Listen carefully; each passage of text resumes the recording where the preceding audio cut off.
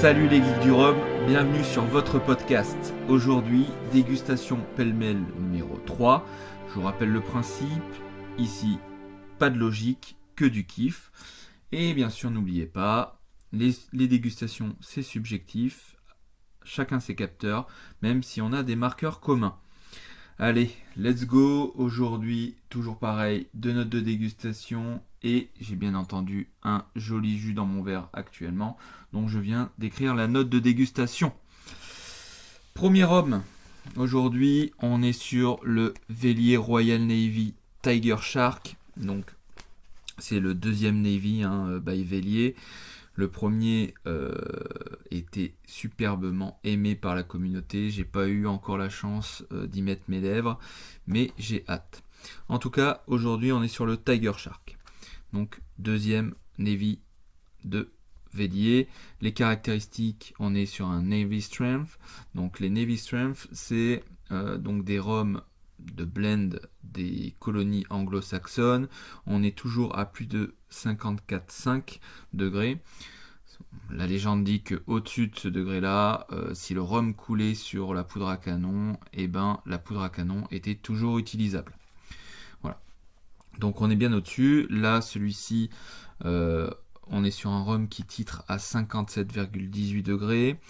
Bien entendu, on est bien sûr sur un blend de plusieurs jus provenant des colonies anglo-saxonnes. Donc le plus souvent, on est sur Jamaïque, Barbade, Trinidad et Guyana. On est bien entendu sur un rhum de mélasse et celui-ci a été vieilli 14 ans tropical. La robe, on est sur quelque chose de caramel clair. Le nez, plutôt gourmand, même si on sent les watts derrière. Légère odeur de caramel, des fruits tropicaux. Le nez est plaisant, mais assez linéaire. Quelques notes de chocolat au lait et pâtissier avec une légère odeur d'amande. La bouche, pas de surprise, c'est gourmand, assez pâtissier encore une fois, un boisé léger qui n'était pas du tout présent au nez. On sent bien les 57 degrés. Un aspect un peu caoutchouc. Bizarrement, on sent que c'est un blend et je le trouve moyennement cohérent en bouche. Une très légère anis, mélangée à quelques fruits tropicaux jeunes. En effet, là dans mes souvenirs, ce Tiger Shark en bouche, on sentait bien que c'était un blend et je trouvais ça vraiment dommage. Je le trouvais en plus le blend pas super cohérent. Enfin voilà, j'avais vraiment eu cet aspect-là en bouche et j'étais un peu déçu de ça. Enfin, bon. Final. Elle existe, elle est bien présente, les arômes de la bouche continuent et s'estompent petit à petit pour revenir sur quelque chose de plus boisé, avec un peu de tabac frais et une légère colle qui se fait sentir. Conclusion. Pas un coup de cœur, je pense que vous l'avez compris de toute manière, vu ce que je viens de dire sur la bouche. Donc c'est pas un coup de cœur, je m'attendais à mieux et surtout pour le prix, parce que là on est quand même sur une bouteille qui coûte aux alentours de 140-150 euros. J'ai passé des moments plus sympas avec Dot Navy.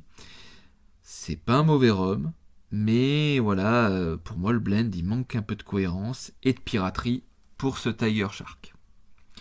Je lui ai mis une note de 12,5 sur 20. J'étais un peu sévère.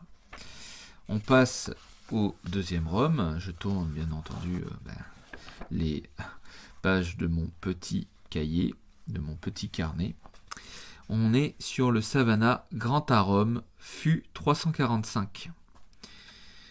Donc les caractéristiques, là on décolle pour la réunion donc de la distillerie Savannah, une distillerie qui a plutôt la cote en ce moment chez les geeks.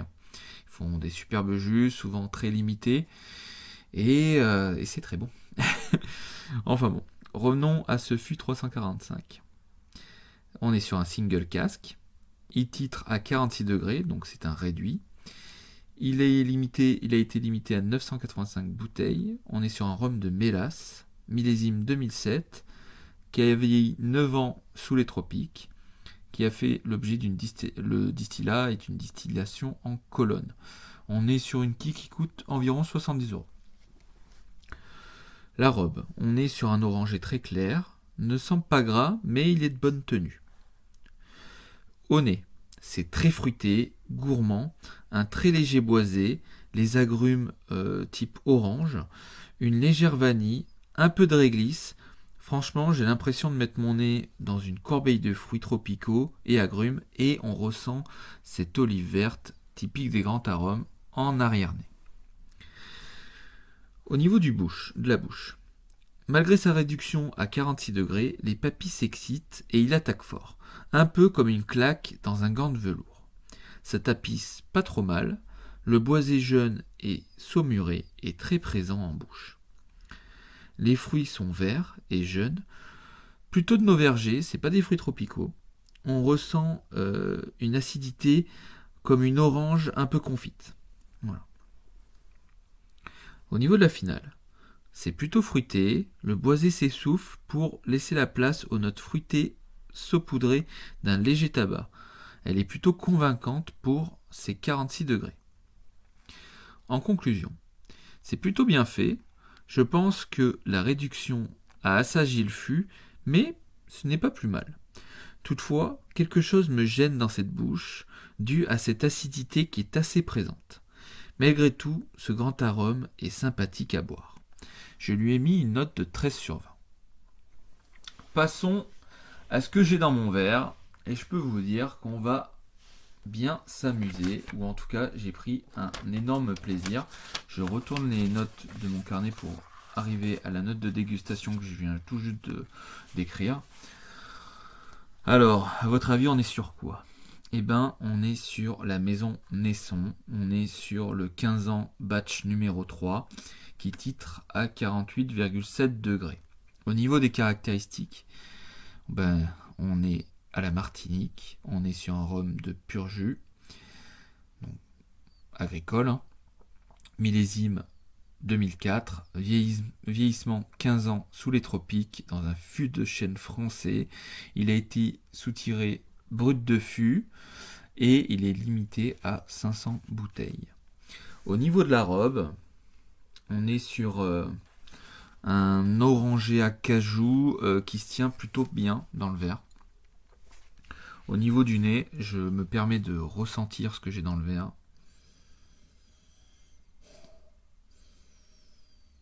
Oh, qu'est-ce que c'est délicat. Je peux mettre le nez en plein dans mon verre, que ça va pas du tout me brûler le nez. En tout cas, c'est super. Je vais vous dire ce que j'ai noté, hein, mais... ouais. En fait, je dis ah ouais parce que je pressens ce que je vais dire, et en effet, c'est tout à fait ces notes que j'ai dans le nez. Que c'est délicat, pas d'agression ici. Le nez nous prend par la main pour voir un magnifique coucher de soleil. C'est gourmand avec des noisettes. Cette noisette, elle revient là encore dans le nez. Des noisettes et quelques amandes à peine grillées et un peu huileuses. De légères épices comme le poivre. De jolis fruits blancs accompagnés de fruits exotiques confits. Quelques céréales qui lui apportent un petit côté pâtissier. C'est un superbe nez. Je ressens parce que je m'en lasse pas.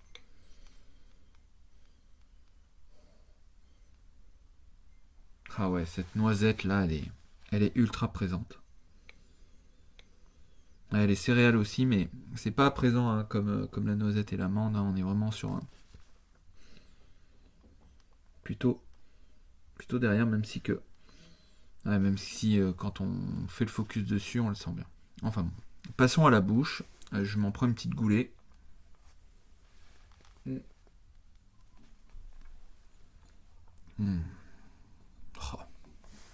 Oh, que c'est bon. C'est super bon. Ça coule et ça dégouline. Gourmand au premier abord. Un joli kick nous attend au second round. En effet, c'est très gourmand au début. La première bouche, ça dégouline de gourmandise. Mais il y a un petit kick hein, juste après. Le bois, il est bien présent. Il est gorgé de soleil. Et il est accompagné par des fruits à coque et le poivre. Voilà moi ce que j'ai marqué pour la bouche. C'est le boisé il est beau. Hein. Il est très très beau. Les fruits à coque sont toujours là, ce qui accompagne bien ce bois. Et toute cette ce léger poivre là qui nous ramène un petit kick, une petite dose d'épices dans cette bouche. La finale, le jus reste tranquillement au palais, avec de belles notes de vanille notamment, des épices, et le boisé, cette fois-ci, est vraiment en retrait. Il y a cette vanille là qui se déverse un peu dans cette finale, c'est très sympa. En conclusion, et je me reprends comme d'habitude une petite gorgée pour cette conclusion, parce que qu'est-ce que c'est bon. Merci Dame Dame, notamment, qui m'avait vendu ce sample. Et, merci à lui parce que c'est une superbe découverte. Et en conclusion, ce jus, c'est un jus comme seul sait en faire Nesson. Quelle belle maison. Et ce jus en est la preuve.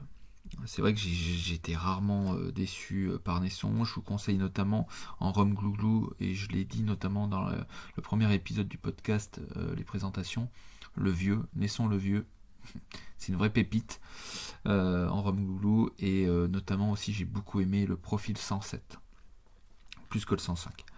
Enfin bon, donc je reviens à ma conclusion. Donc, quelle belle maison qu'est Nesson, et ce jus en est la preuve. Pas de claque ici, on est plutôt sur une très belle caresse qui nous laisse tout autant sur le carreau. Une finale peut-être qui aurait peut-être eu le mérite d'être un peu plus persistante et qui aurait pu nous couler un peu plus le palais.